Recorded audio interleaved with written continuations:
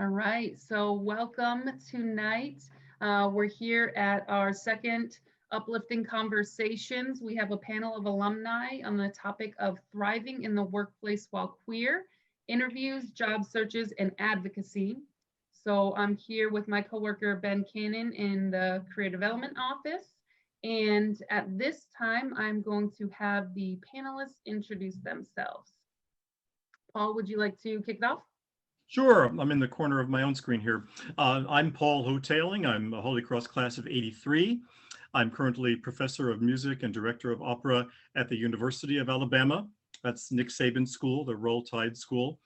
And I'm a singer and an opera director and a teacher, all rolled into one. Awesome. And David? Yeah, I'm David Suarez, class of 2004, currently working in enrollment support services for Southern New Hampshire University. Prior to that, worked at Champlain College, Boston University, and then a few high schools. So it's been about 10 years of making the round in education. And we have Patrick. Hi, I'm Patrick McMurray. I am Holy Cross class of '87. My father was class of '59, which is kind of a thing at Holy Cross sometimes. I'm a corporate securities lawyer in New York City. I'm starting a new job next week, I think. That's about it. Thank you so much. And Egan. Hi, I'm Egan Millard, class of 13. I was an English major and with a creative writing concentration and went into journalism and have been there pretty much ever since.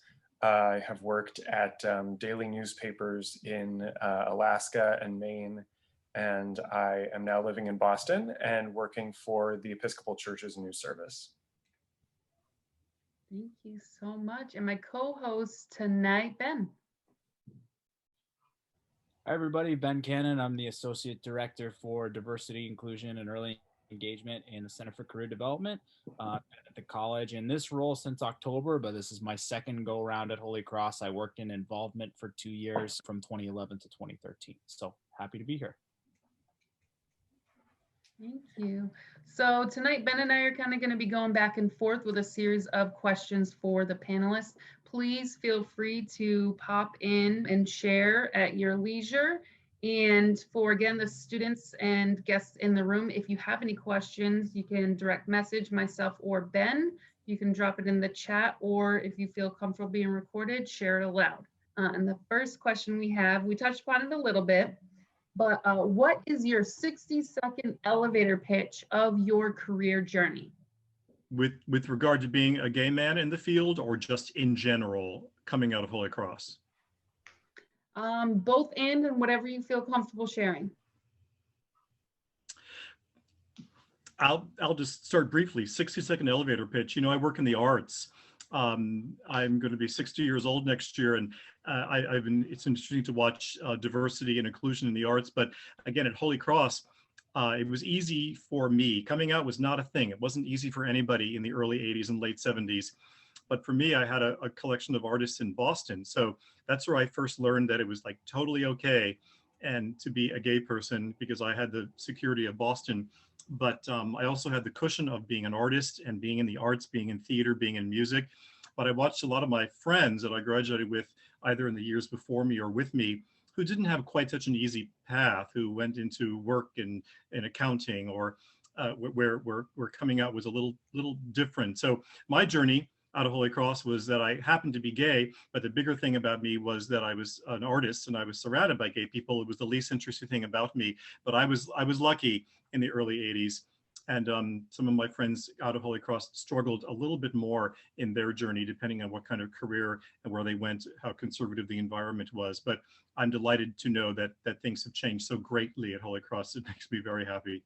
You know, for me, attending Holy Cross from 2000 to 2004, the community was actually pretty strong. I was a philosophy major and into theater, so you know I had that support system there, certainly, where we could gather and talk and have fun and you know, discuss the good things, the bad things, and whatever it may be. However, a month after, you know, graduating Holy Cross, I went to the police academy, so that's not entirely an environment where you thrive. Spent a number of years there in New Hampshire, and then transitioned into academia, where it was almost a 180. You know, having a support system in place, being around, open-minded people who could have those conversations. So I've run the gamut since Holy Cross, one end of the spectrum to the other.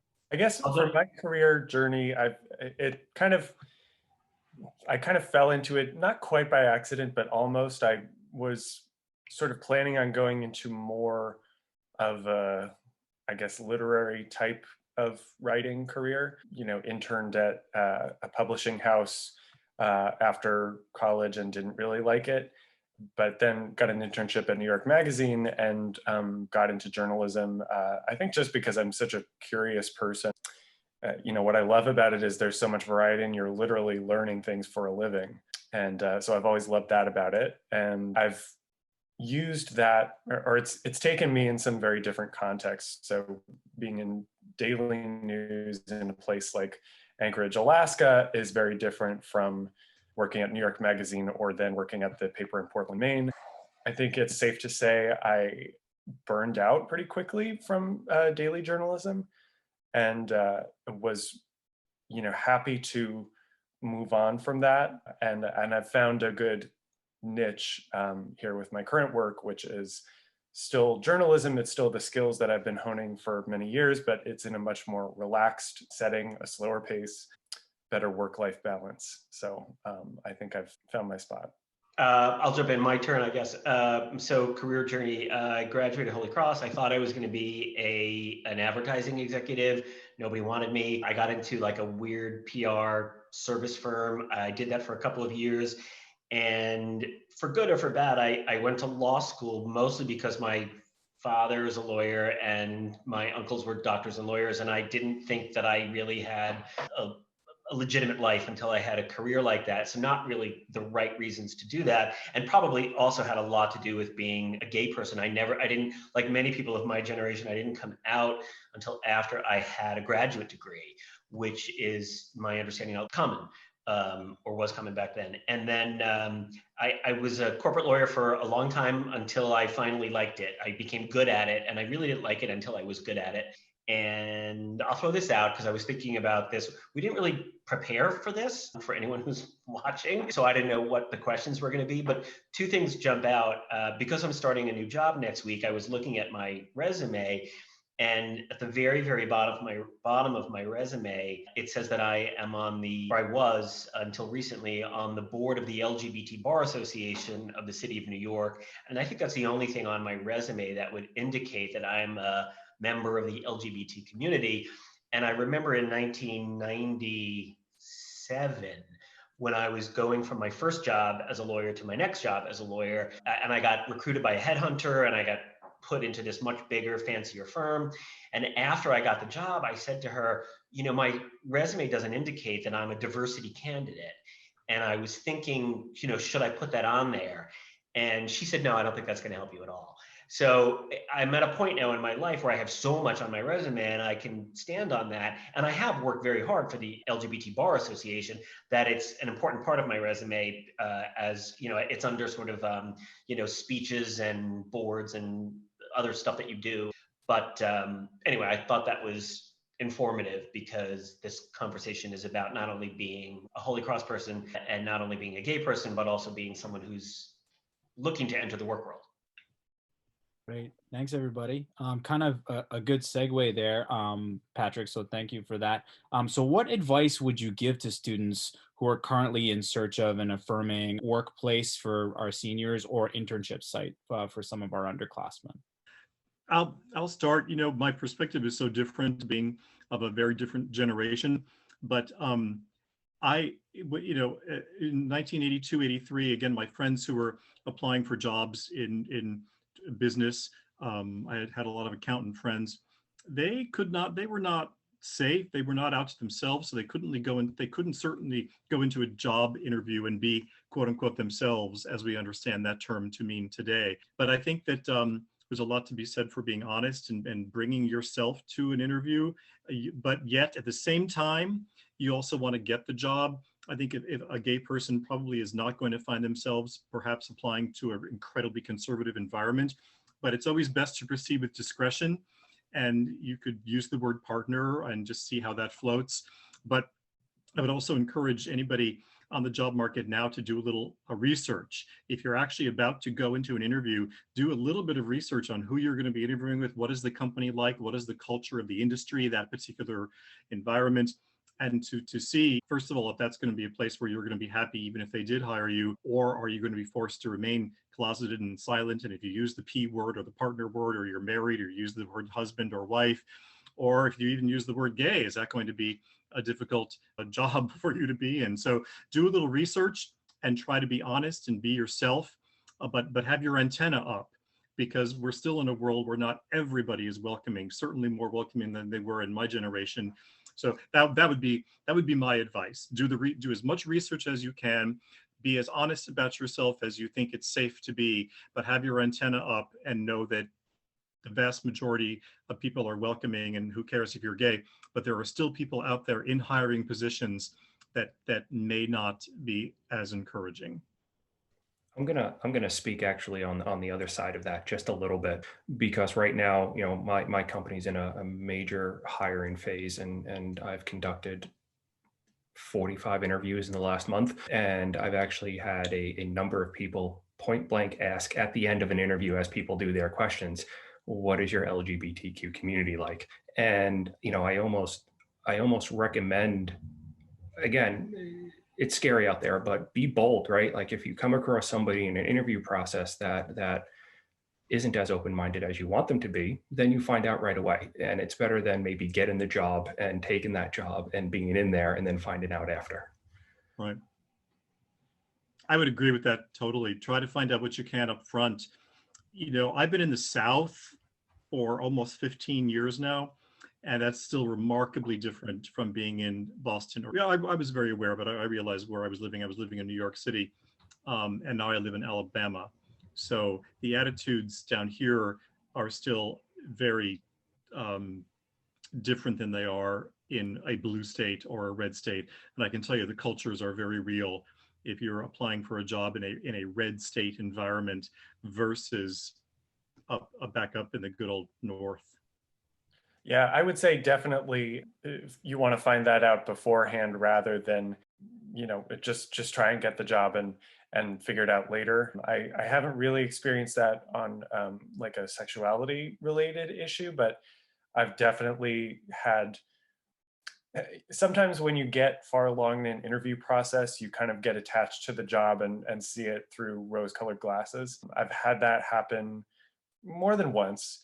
And the farther along you get, you just really want to get it, and you don't want to say anything or ask anything that might rock the boat. My advice is slow down and really make sure it's going to be the right fit, because if the job turns out to be a bad fit for any reason, culturally, or doesn't line up with your skills, it's really going to set you back to be in a job that you don't like or feel mismatched in, rather than just get into it and figure out later.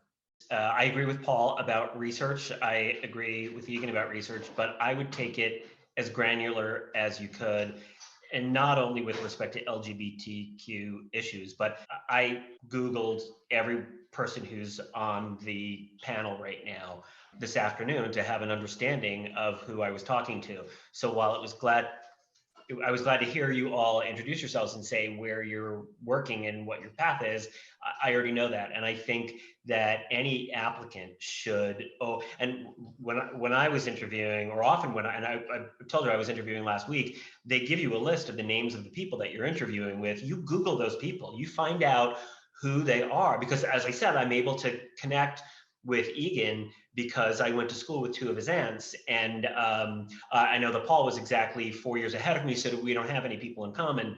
But whether it's LGBTQ issues or anything, you want to do your research, and it makes you feel more empowered that you've got knowledge.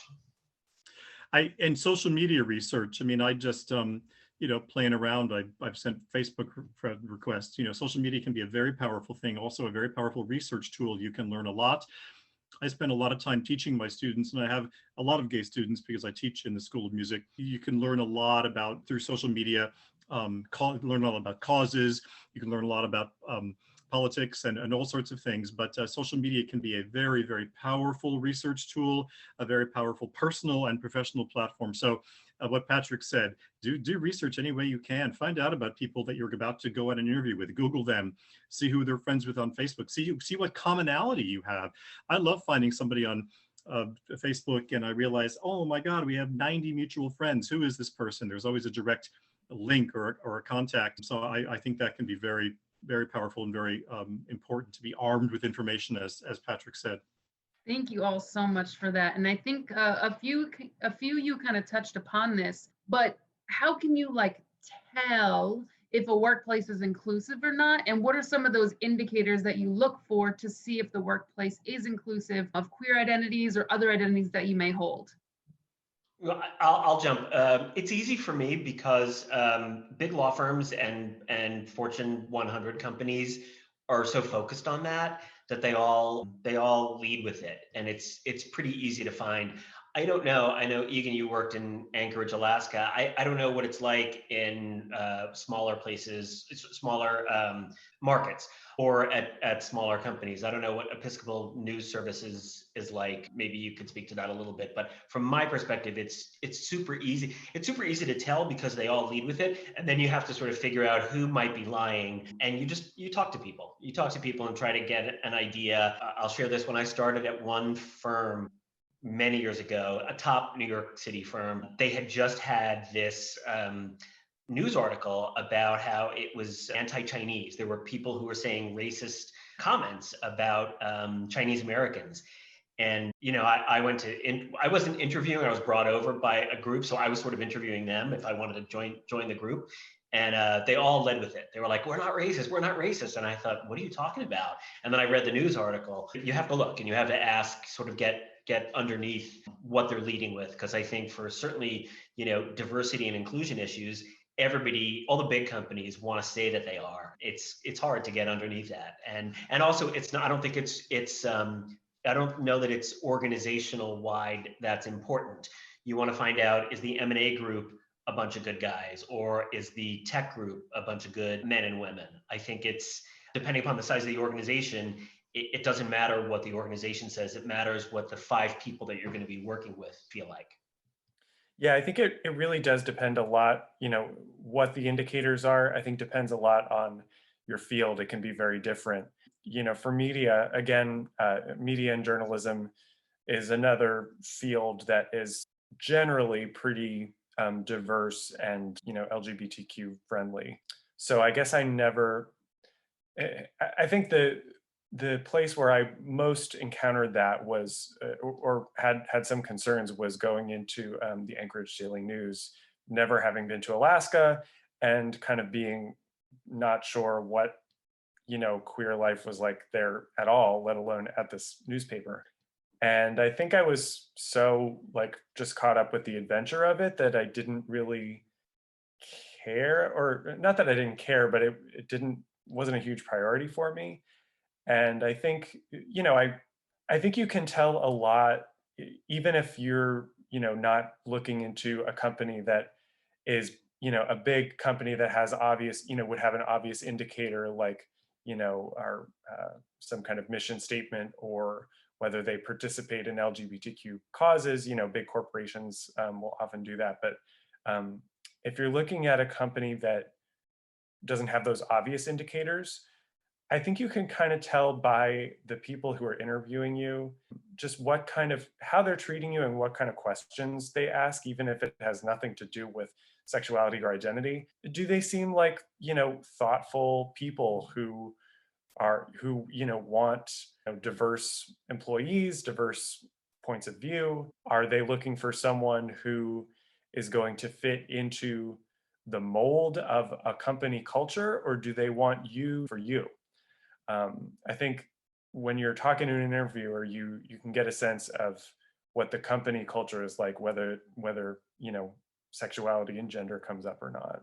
And luckily for me, the Anchorage Daily News turned out to be a great place to work. I discovered within the first week that they're big, front page columnist who's like the most popular person in the city is a lesbian and turned out to be like my mentor and friend still today. So I could have probably learned that if I had done a little more research, but yeah, it turned out well. And I got a sense from the way that the editor-in-chief and then the managing editor dealt with me during the hiring process that this was a place with thoughtful people who wanted a vibrant culture among their employees, not a cookie cutter culture.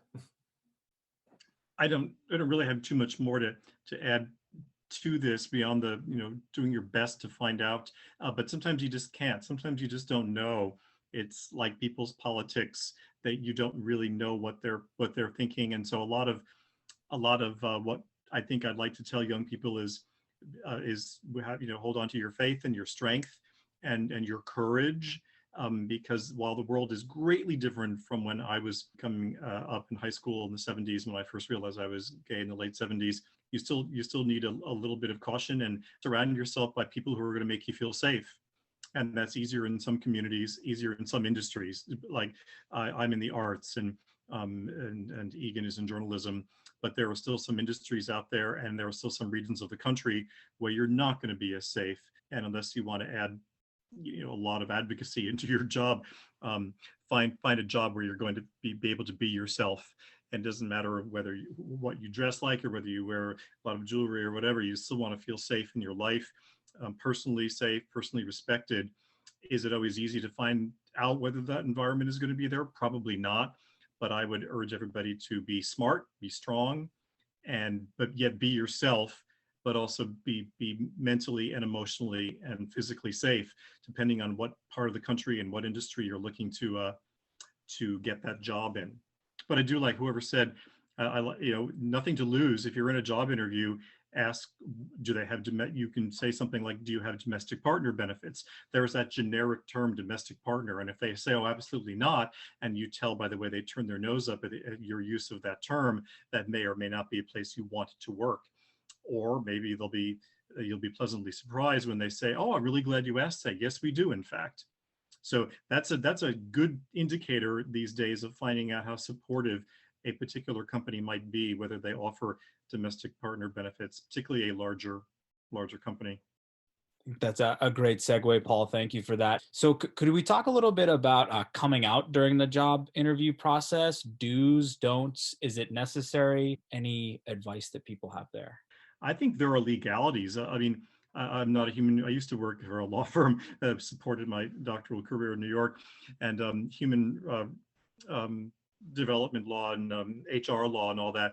Most companies aren't allowed to ask your age or your sexual preference, and I don't think it's necessary to come out in an interview unless somebody wants to use words like partner or my husband or my wife. If you bring it up in conversation. But for me personally, I don't think it's something that needs to be announced any more than your height or your eye color. It's who you are. And if it comes up in conversation, great. But if it doesn't, because an employer is not allowed to ask. I've been on dozens and dozens of academic search committees, and we can surmise over lunch all we want. But unless the candidate says, my wife or my husband or my partner, or I'm a member, usually gay candidates, and I've interviewed a lot of them, will also ask about what's it like to be a gay faculty member at a Southern university, at a Southern football school.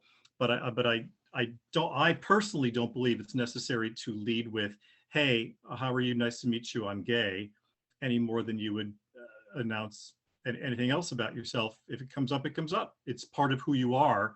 It doesn't mean you're less qualified or more qualified or looking for any special treatment. That's just me personally. So I don't think it's necessary to come out on a job interview. It's just part of who you are. They're not allowed to ask, but if a candidate wants to share it in some way, I suppose that's fine. I hope I'm being clear, but I don't think it's any of us as gay people that we actually have to go into every environment and announce our sexuality. It will come out if it needs to. People will find out if they care to, or if it comes up in the right environment. People don't announce they're divorced, or they don't announce their marital status or things like that. So there's no need to lead with it. Yeah, Paul, that makes complete sense. And I think the only thing that I myself can add to that is all you have to do is ask yourself, is it important to you to come out during an interview? And whatever that answer is, then go with it and own it and then go from there. So that makes complete sense, Paul. And that's really all I can add to that for sure. I had an experience in academia, but when I was finishing my doctorate, this is 17 years ago now, I interviewed at a small Southern Christian school, very conservative, Southern Baptist, didn't know any better. And they had recently fired a choral musician because they found out that he was gay. So I went and I was finished my interview and I was offered a job, and I said, hey, before I leave, I just want you to know that I happen to be gay. And if it's going to be a problem, if I'm going to take this job and somebody, if a student finds out, or a parent or a trustee or anybody involved with this academic community happens to find out that I'm gay, I wouldn't want it to be a problem. Well, oh no, the dean said. And well, eventually it was a problem and they rescinded the offer. And I'm grateful for that now. But the very next interview I went to, I came out because I didn't want to go through that experience again. I said at the end of the interview, hey, by the way, I really like this place. I like the way you've treated me. I really kind of want to take this job. I happen to be gay. Does anybody care? This was the current job that I have. And I'm still very good friends with all those people that were on that committee. And they said, oh, no, of course not. Plus, we figured that out. And it was sort of funny, but I wasn't going to let the opportunity go by at the next job interview. So I guess now I'm contradicting myself. It wasn't that I was necessarily coming out. I knew of an environment that was not necessarily going to be welcoming. So I figured better get this over with now. And if they don't want to hire me, and indeed they didn't. But so at my next job interview, I waited until the very end, until they really got to know me. And so it does, now that I'm talking out, it does sound like I'm contradicting myself, but at the same time, there are stories out there. And again, I go to these regional, I go to what part of the country you're in, because that'll dictate what kind of experience you may or may not have. We still live in unfortunately, an increasingly conservative environment. And so I think discretion and using somebody's best judgment. Do I want to work here? Will I be safe here? Is there a need to say something at this interview or not? Because I don't think anybody has to say that any more than their religion or anything else.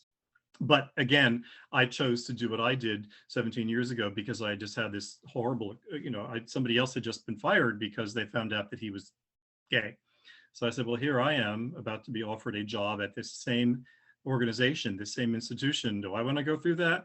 So I tested the waters, and it was fine until it wasn't, until it floated up the ladder to the president of the university. And I was told that had I not admitted that I was gay, I'd still have a job.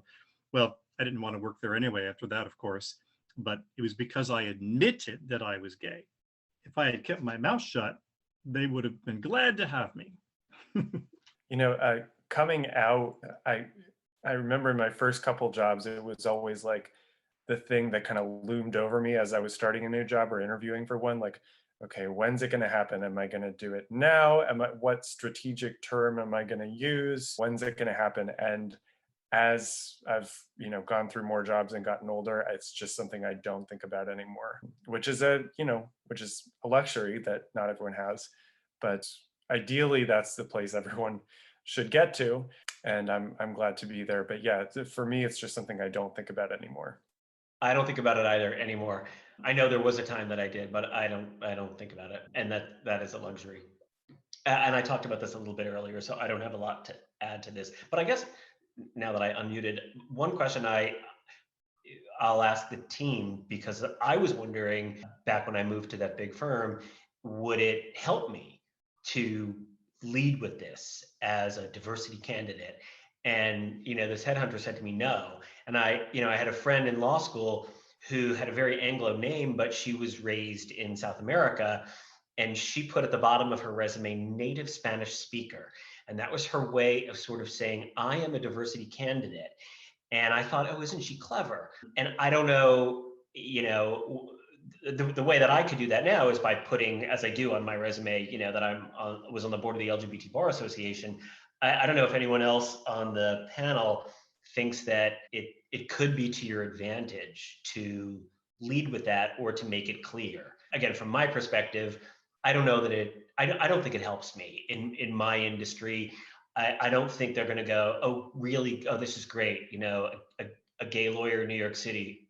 It's not hard. You can't swing a dead cat in New York City without hitting a gay lawyer. So I don't think it helps me get a job. But I don't know in your other industries if you think that it could help. Patrick just hit on a very good point. We're talking about the interview, but a lot of us would have things on our CV or maybe in our cover letter talking about service that we're on the board of LGBTQ organizations. Our lives and our histories could certainly be on our CV, and some documents have personal, married to Bob Jones and they live with 2 children and a dog in Hackensack, New Jersey or something. It could be on our CV, and certainly references to our life and our lifestyle could be embedded in the printed material that somebody gets. That doesn't mean that it has to come up in the interview, that we have to say, I want to call your attention to the fact that. They will have seen this in your cover materials probably anyway. For instance, Patrick being on the board of that really important organization, it's already there, it's in writing. If they want to ask about it, that can be super cool. They could say, hey, this looks like great work, tell me more about it. Or they could peg him as the diversity candidate.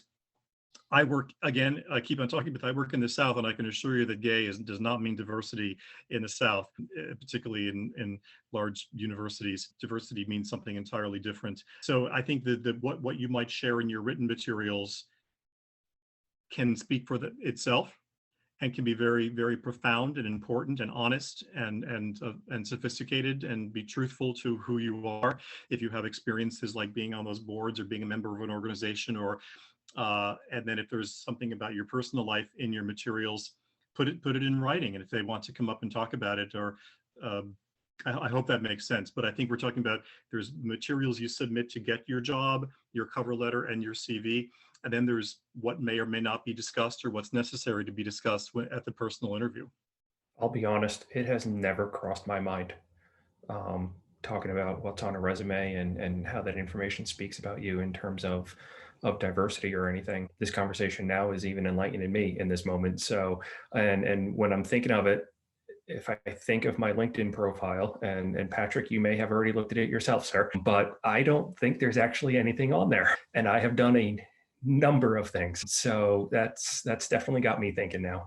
It is wonderful to, I mean, I haven't talked about these issues in so long, but I think David, you're right. I 30 years ago, would I have put anything like this on I didn't have much of a CV. I was a kid out of Holy Cross. That was my big claim to fame. That was my credit.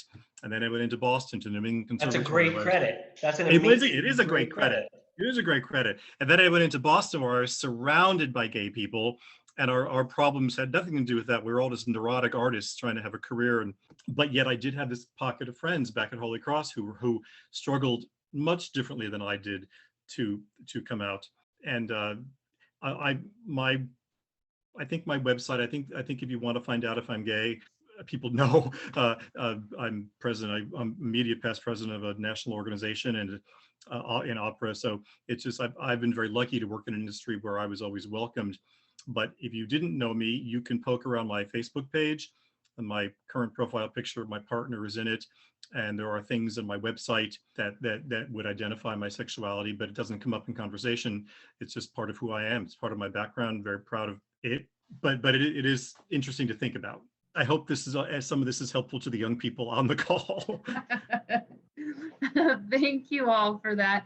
So kind of ish along the lines, in thinking about, whether you choose to come out or you don't, or what are the atmospheres that you've worked in the workplace. And one of our previous sessions, we had a student who was kind of trying to get some advice on how to navigate, if you have challenges in the workplace or a coworker. So for folks who feel comfortable, has anyone had to navigate any of these kind of challenging, problematic work settings, or experience any harassment or bigotry? If so, how have you handled it or advocated for yourself in regards to those scenarios? Title IX is a very powerful thing. And I have to take training in that, watch an increasingly longer and longer video every year on harassment in the workplace. And certainly harassment based on sexuality is treated the same way. There's no tolerance for it. So I think if anybody is in a work situation there is a lot more recourse than there was 25 and 30 years ago. And if you're in a work situation and you're hired and somebody's making you feel uncomfortable about your sexuality, that's illegal. And just no two ways about it. That's illegal. That's harassment. And you would have a lot of protections through your human resources department, through the attorneys that work for your company. And so that would be just really unfortunate. The other thing I'd say is get the hell out of that job and find a better job. Life is too short to surround yourself by bigoted people. But at the same time, you never know what they're going to be, because bigot doesn't look like anything other than a person. So that's why it's so difficult to know in a job interview, am I going to be happy here? Or are they putting lip service to my being welcome? Will I actually be invited to dinner? Will I be invited to lunch? Or are they just looking for the diversity candidate? Or I have a skill that they want and they wish I wasn't gay and they hope I don't bring it up when I go to work. But if there is an issue, it is harassment, and Title IX exists for that reason. Title IX does protect gay people as well as women and men who are sexually harassed. Harassment based on sexual orientation is illegal. It doesn't make it any less painful, but it is illegal. Yeah, Title IX, yeah, is absolutely key. And I know anybody that is onboarded into my current university has to go through significant Title IX training, before they even hit the floor, so to say. What I will say though also is a number of years ago, a high school I worked at, I was spearheading, our reaccreditation process. And one of the things that we discovered was our faculty, our staff, our students, they didn't know the resources they had available to them, or how to go about even resolving a situation that they encountered, and how can we better navigate that and promote that information. And what I will say is this is, it's certainly the business or the company's responsibility for making you aware of that. It's also your responsibility. Make yourself aware of it. Find the resources, ask around. It may be boring, but read that handbook, when you first get on board, so you know what's available to you and where to go. The other side of it is intent and impact rarely are equal.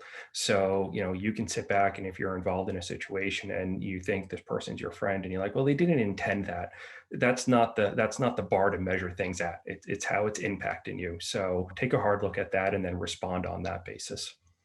Amy, I want to answer your question, but it's not a sexy story.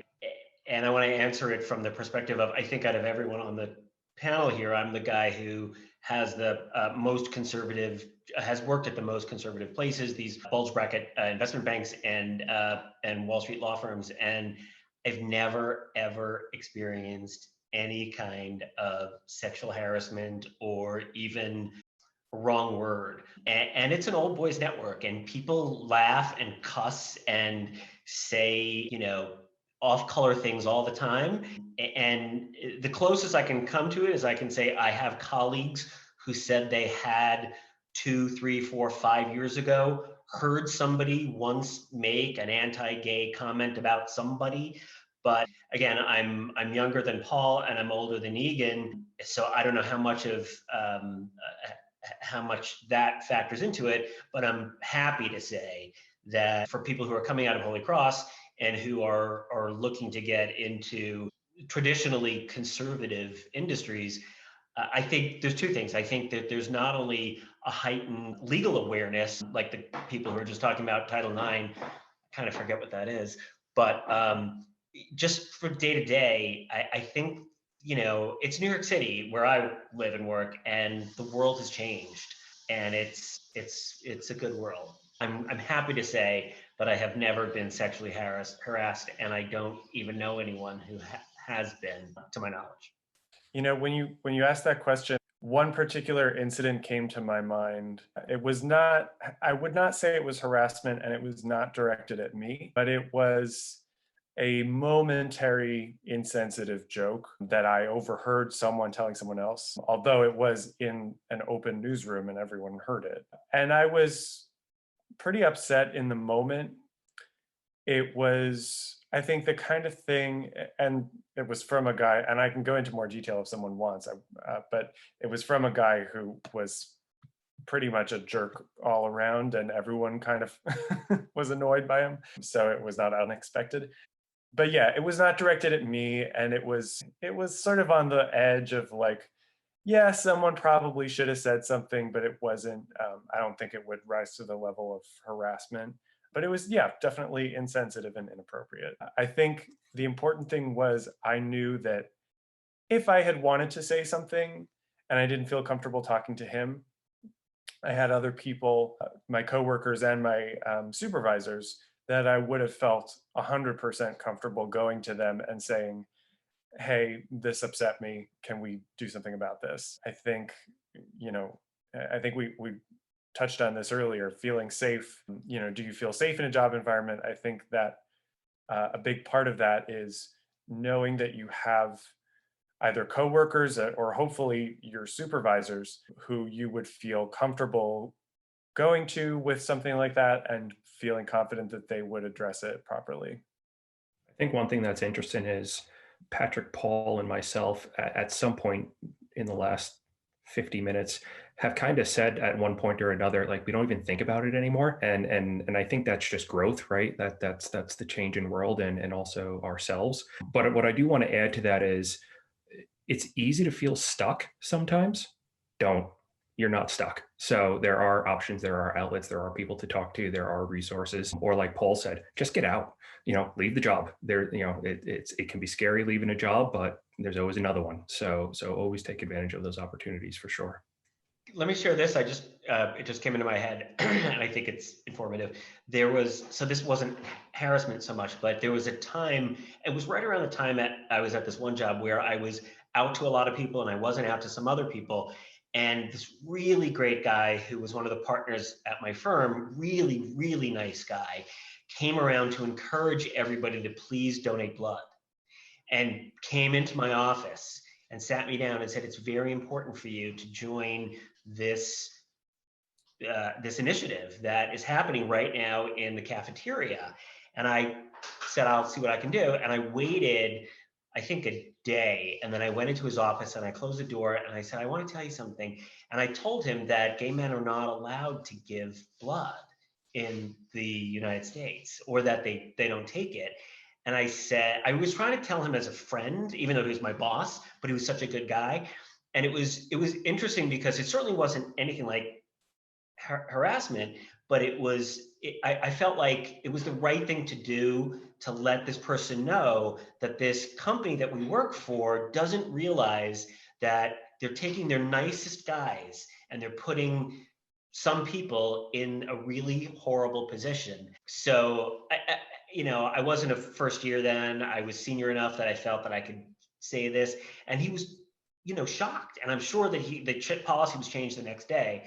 So, I guess the good news there, or to put a good spin on it, is, you can affect change in areas that are surrounding the harassment area, or surrounding the area of, gay people are otherized. And I had a chance to do that, and I was glad that I took it.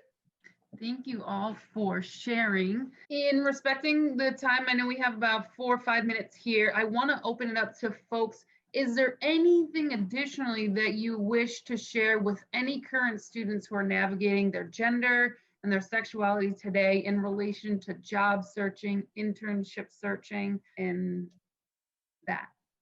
Oh, Katie, did you have a question? Yeah, just a quick thing. Hello, everyone. I'm Katie Kelly. I'm a 4th-year senior. Thank you all for having this event tonight. You've all spoken around like a lot of the questions and concerns I've had about being gay in the job market.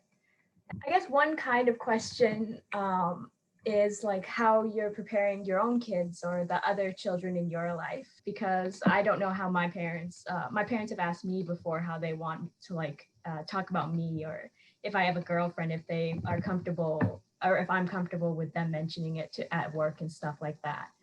Because it is like a generational kind of gap now, isn't it? And so, yeah, that's my rambling question. Thank you. I'd love to start if I can. I was extremely fortunate to have parents who were incredibly supportive. They're passed away now, but before they died, we were aware of that one of my nieces became a nephew, and I have a transgendered nephew.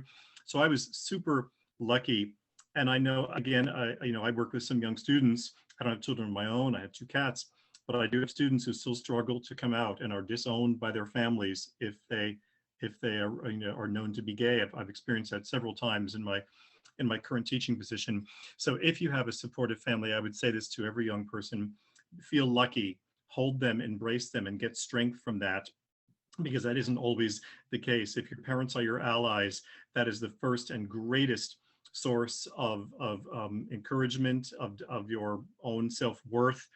And then I would advise everybody just to be yourself, but be aware, be critically self-aware, that not everybody might not want to welcome you, and that's okay. Change happens one person, one day at a time, but find safe environments. Find environments that are going to feed your soul, make you feel important, make you feel special, and make you feel like being gay is absolutely no difference whatsoever. If you're being gay on a job is an issue, then seek a different job. I think it's young people, again, when I was at Holy Cross, there was none of this support, and my friends struggled. I was lucky because I had Boston and the arts. So feel lucky, Katie, that Holy Cross is as open and welcoming as it is now, because it wasn't always. I've always loved Holy Cross, but it was not always welcoming or encouraging at all. An interesting story. I was at Holy Cross, but I'm not Roman Catholic. I was one of the few Episcopal kids who went to Holy Cross. So when I needed to turn to somebody, I turned to the counseling center, which was then very small. And I had a counselor who I said, I think I might be gay. He said, yes. So, and I thought about it for a minute, and I said, yeah, I have other issues though too. And then I went regularly to talk about my neuroses and all the stuff that fueled my performing career. But my friends, my male friends who also turned out to be gay, because we were all sang in the Holy Cross College Choir, and there was very few straight men in that organization, come to find out, they turned off, they turned to different outlets. And then they were not as supported. They were not as encouraged. They were simply told to pray that they might get over it. And this is just simply true about what happened in the 70s and early 80s. So Katie, be strong, hold on to your family. My parents loved mentioning it. Anybody who came, my parents became an advocate, and they would say, oh, I think my son is gay. My mother would say, yes, so what? And then they'd say, and he wants to be an actor. And then she'd say, well, there's your problem. That's going to make your life hell. The fact that your kid is gay is no big deal, but the fact that he's going to be an actor is going to ruin your life and your family's. And so my parents loved that joke and carried that through for years. So I was lucky, and I hope you're lucky, Katie. And your parents should be proud to mention that their daughter is gay. And if you have a girlfriend that they love, that's terrific. It's an interesting situation for me. I don't have kids or anything like that, but I've coached soccer and basketball at the high school level for a number of years. So at any given time, I have 20 kids all at the same time. And it's important to be you. I agree with Paul with that on 100%, but I just want to add something to that. Be confidently you. Own it. That's who you are. You got to roll with that, take it to them. For me, I started at Southern New Hampshire University a year ago, and within a week, I walked into our office building wearing rainbow-colored Doc Martens, and just walked to my desk like that. And it's just be confident in who you are and how you present yourself, and never second guess that. The other side of that is Paul also mentioned having a supportive family. Family has different meanings. It may not be the one you were born into, so be on the lookout for that as well, and use that to your advantage. Think it's adorable that you're worried about your parents. I really do. And I was there myself, and I had a friend once who said to me, oh yeah, it's really hard on our families, but it's harder on yourself. The coming out process is harder on you. But so I relate to you that you're concerned and worried about what your mom and dad, you want to help them. And maybe I've never thought of this before, but maybe the advice is tell them to be themselves. And if they want to, because that's what you want them to want for you.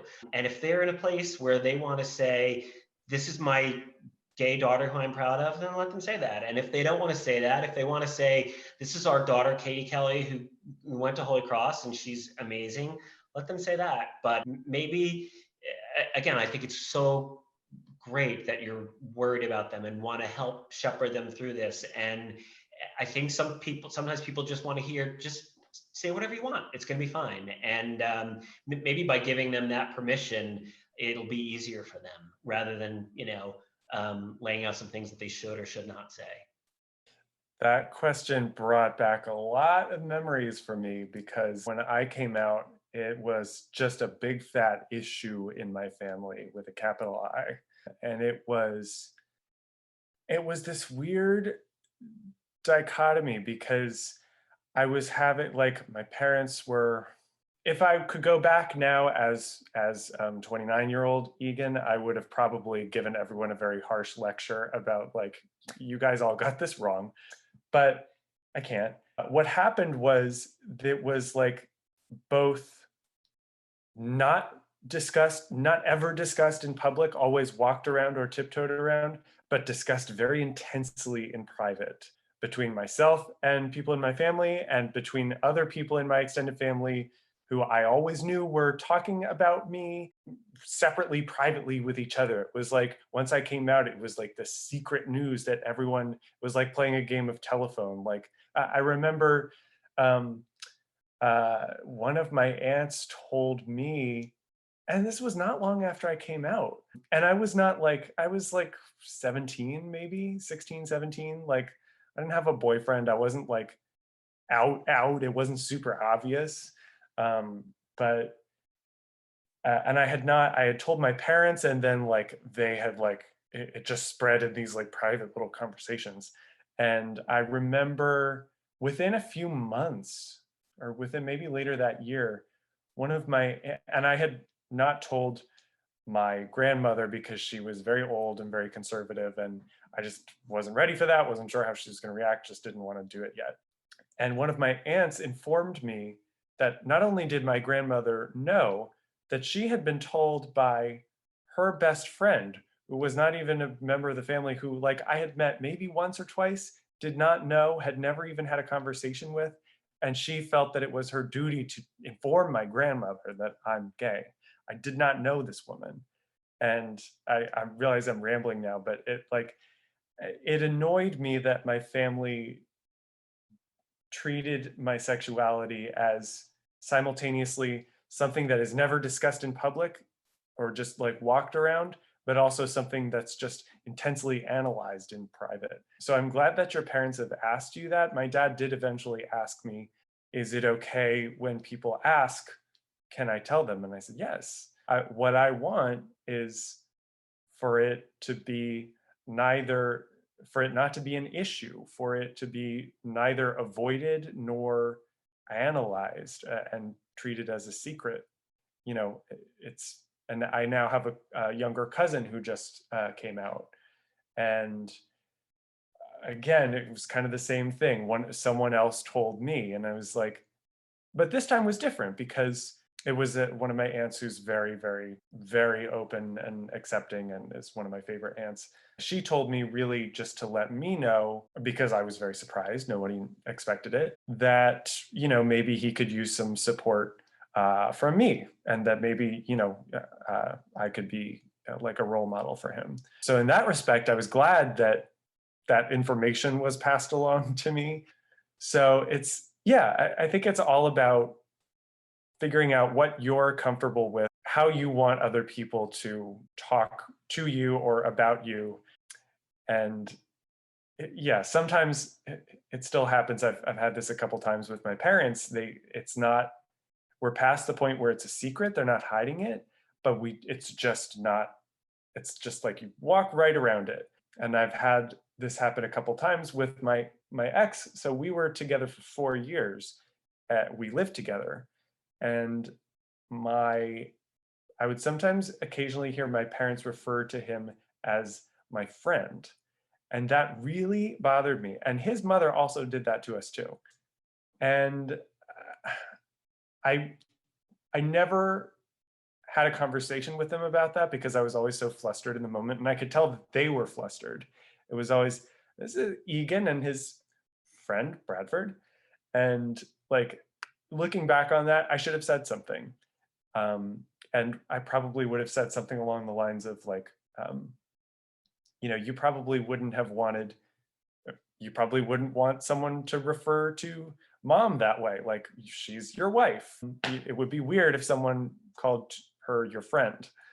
So yeah, be open about what you are comfortable with. And when something bugs you like that, just point it out, because sometimes people don't even realize. I think in that case, my parents were trying to do me a favor by not embarrassing me, because they still thought it was so sensitive and secret. And I'm like, don't do that. It's not, it's weird when you do that. Just a really quick thing. I was really lucky. My parents had no trouble with my being gay, but to give you an idea of how generations change and how social issues change, my older sister got divorced. That needed to be a secret. That could not be discussed. So you never know where these social issues are going to bring you as far as family relationships. But I feel very lucky that I had really supportive family all the way around. And ultimately, my parents were super supportive of my sister who got divorced. But yet that shouldn't be discussed. Divorced, it was like cancer in the 50s. You didn't say it out loud. And being, having a child who got divorced in the 70s was like, oh, no, no. But yet, remarkably, my family was very supportive of having a gay kid. And whether or not they realize what a huge blessing that was for me, and it gave me, I love the confidence word, and I'm glad David brought that up.